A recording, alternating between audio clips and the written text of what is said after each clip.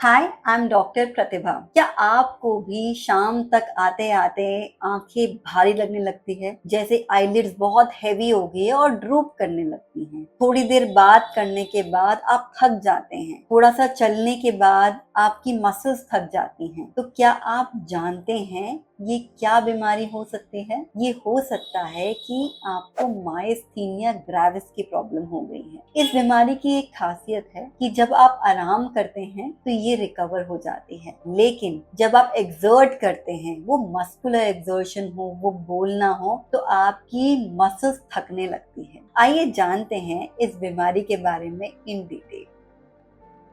Myasthenia gravis होता क्या है और होता क्यों है? ये एक ऐसी रेयर ऑटो इम्यून बीमारी है जिसके अंदर एसिटाइल कोलिन के रिसेप्टर जो मसल में होते हैं वो ही डिस्ट्रॉय होने लगते हैं। आई नो आपको ये समझने में प्रॉब्लम हो रही है, तो मैं इसको थोड़ा डिटेल में समझाती हूँ।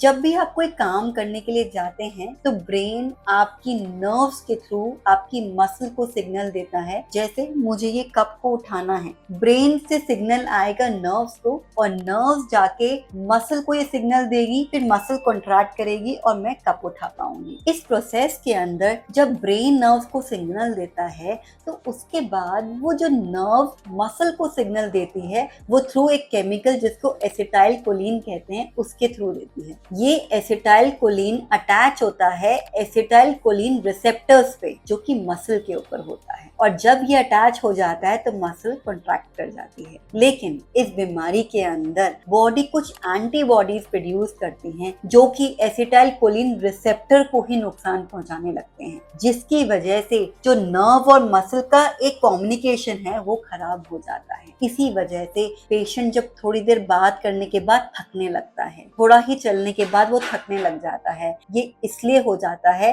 क्योंकि ये रिसेप्टर्स जो हैं वो ब्लॉक्ड हो जाते हैं, और जब पेशेंट आराम करता है तो उसको बेहतर महसूस होता है। तो आइए जानते हैं ये किस एज ग्रुप को होता है, ये होता ही क्यों है।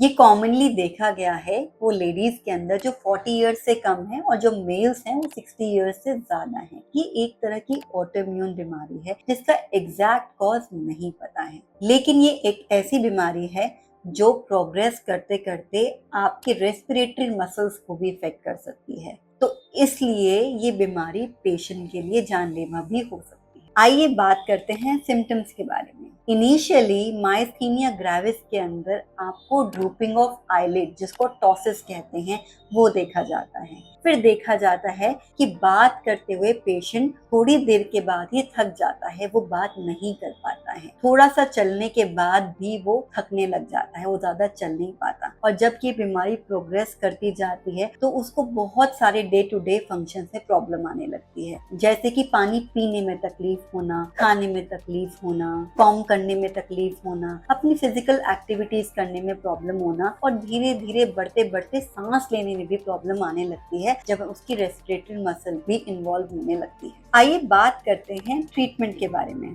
मायस्थीनिया ग्रेविस के लिए मुझे बहुत सारे पेशेंट कांटेक्ट करते हैं और बहुत सारे पेशेंट मुझसे मेडिसिन ले रही हैं। तो आज मैं इस वीडियो में बात करूंगी कि होम्योपैथिक मेडिसिन किस तरह से मायस्थीनिया ग्रेविस को ट्रीट कर सकती है। बहुत सारे पेशेंट जो मेरे पास आए हैं मायस्थीनिया ग्रेविस की बीमारी को लेके, वो already allopathic system of medicine ले रही हैं। उनकी इम्यूनोमॉड्यूलेटर्स, सप्रेसेंट्स, स्टेरॉइड्स उनकी चल रही है, उनकी बीमारियां कंट्रोल्ड भी है। लेकिन कुछ पेशेंट्स की बीमारियां फिर भी कंट्रोल नहीं हो रही है और उनकी बॉडी के सिम्टम्स इंप्रूव नहीं हो रहे हैं। वो स्टिल दवाई लेते लेते उनकी बॉडी की वीकनेस बढ़ती जा रही है और उनको सांस लेने में, उनको ब्रीदिंग करने में, उनको स्वैलो करने में, उनको बोलने में फिर भी परेशानियां आ रही हैं। ऐसे में डॉक्टर ने उनको ऑल्टरनेटिव सोल्यूशन दिया है, जिसमें ऑपरेशन उनको बताया गया है। तो ऐसे बहुत सारे पेशेंट मुझसे कॉन्टैक्ट करते हैं, क्या मैम किसी और नेचुरल वे से हम इस बीमारी को ठीक कर सकते हैं? क्या यही अल्टीमेट सोल्यूशन है? क्या हमें लाइफ लॉन्ग ये दवाइयाँ खानी पड़ेगी? तो आज मैं इस वीडियो में इसी के बारे में बात करूंगी। जब हमारे पास पेशेंट मायस्थीनिया ग्रेविस के साथ आता है, उनकी ऑलरेडी स्टेरॉइड्स और इम्यूनोसप्रेसेंट और मॉड्यूलेटर मेडिसिन चल रही होती है। ऐसे में हम किसी भी पेशेंट की एलोपैथिक मेडिसिन बंद नहीं कराते, क्योंकि ऐसा कराने से बॉडी के सिम्टम एडवर्सली बढ़ सकते हैं। हमारी होम्योपैथिक मेडिसिन का line of treatment absolutely different होता है। हमारी मेडिसिन उस ऑटो इम्यूनिटी पे काम करती है। हम पेशेंट की थॉरो केस हिस्ट्री लेते हैं, उसकी मेंटल फिजिकल कंप्लेंट्स पूछते हैं और उस हिसाब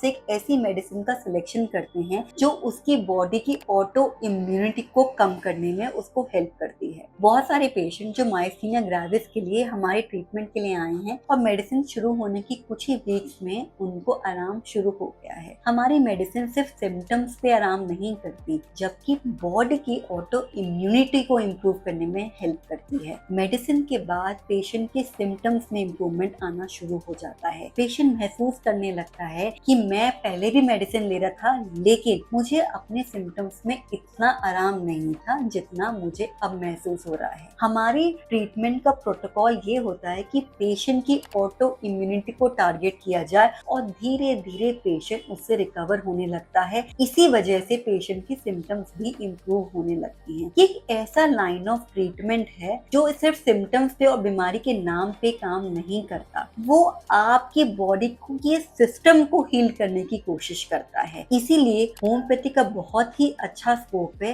इस तरह की बीमारियों में जो कि बॉडी की ऑटो इम्यूनिटी से ही डेवलप हो रही है। मेरी ओपीडी में मायस्थीनिया ग्रेविस के बहुत सारे पेशेंट्स हैं जो ऑलरेडी ट्रीटमेंट ले रहे हैं और बहुत ही सैटिस्फाइड हैं ट्रीटमेंट से, क्योंकि होम्योपैथिक ट्रीटमेंट के बाद उनके बॉडी के सभी सिम्टम्स में इम्प्रूवमेंट आता जा रहा है। रिसेंटली एक पेशेंट ने मुझे फॉलो अप दिया कि मैम अभी मुझे सिर्फ 2 ही महीना हुआ है आपकी मेडिसिन लेते लेते, लेकिन मेरे 70 to 80% सिम्टम में आराम आ गया है। वो पेशेंट 35 इयर्स ओल्ड है और उसको बहुत ही कम उम्र में मायस्थीनिया ग्रेविस के सिम्टम स्टार्ट हो गए। अब सिम्टम इतने सीवियर हो गए थे कि उसको ब्रीथ करने में भी प्रॉब्लम आने लगी थी। वो अपनी सेट ऑफ एलोपैथिक मेडिसिन तो ले रही थी, लेकिन फिर भी बीमारी कंट्रोल नहीं हो रही थी। ऐसे में पेशेंट बहुत ही खुश है, बहुत ही सैटिस्फाइड है होम्योपैथिक ट्रीटमेंट पे। एक पेशेंट जो कि मुझसे बात भी नहीं कर पा रही थी, एक सेंटेंस लेने के बाद उसको वेट करना पड़ता था, फिर वो दूसरा सेंटेंस बोलती थी और कहती थी कि मुझे खाना खाने में भी बहुत ज्यादा परेशानी होने लगी है। मैं पानी पीती हूँ तो मुझे लगता है मेरा पानी अटक गया है। उसको बॉडी के अंदर बहुत वीकनेस, पैरों के अंदर बहुत वीकनेस महसूस हो रही थी। लेकिन जब से उसकी होम्योपैथिक मेडिसिन स्टार्ट हुई है, उसको इन सभी सिम्टम्स में काफी ज्यादा इम्प्रूवमेंट आ गई है। वो जब मेरे पास फॉलोअप में आए तो बिना रुके उसने लगातार मुझे फॉलोअप दिया। वो 10 से 15 मिनट बिना रुके बोलती रही। उसको अब खाने में कोई प्रॉब्लम नहीं हो रही है, उसको चलने में कोई प्रॉब्लम नहीं हो रही है और उसकी वीकनेस भी काफी बेहतर हो गई है। आप ये मत समझिए कि होम्योपैथिक मेडिसिन उसके सिम्टम्स को इम्प्रूव कर रही है। होम्योपैथिक मेडिसिन सिर्फ सिम्टम्स पे काम नहीं करती, ये आपकी ऑटो इम्यूनिटी को ठीक करती है,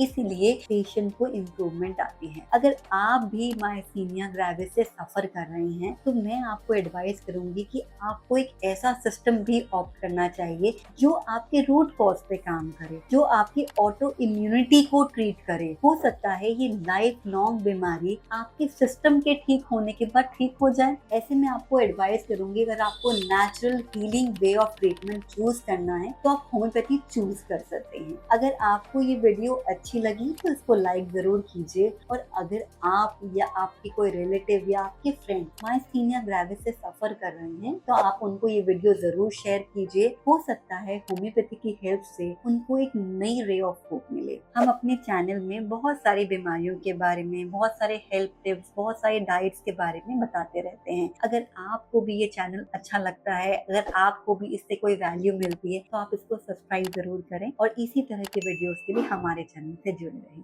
थैंक यू।